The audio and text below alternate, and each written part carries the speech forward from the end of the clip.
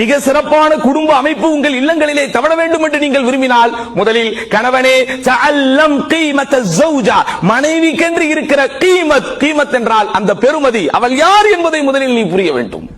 இப்படி புரிஞ்சாதான் குடும்ப அமைப்பு சரியாக இருக்க வேண்டும். நாம் என்ன நினைக்கிறோம்? ஆணாதிக்க உலகம் இன்றைக்கு என்ன நினைக்கிறது?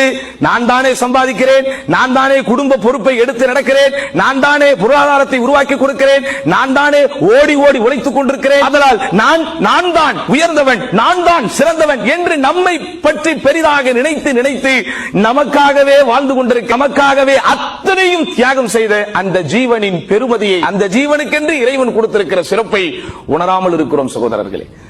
எப்படி சொல்லுகிறான் அல்லாஹ்? ஒரு மனைவி எப்படி பார்க்கப்பட வேண்டும் என்று சொல்லுகிறான். ஹுன்ன லிபாசுல் லக்கும், அவர்கள் உங்களுக்கு ஆடை, நீங்கள் அவர்களுக்கு ஆடை. முதல்ல அல்லாஹ் அவங்கள தான் சொல்றான்.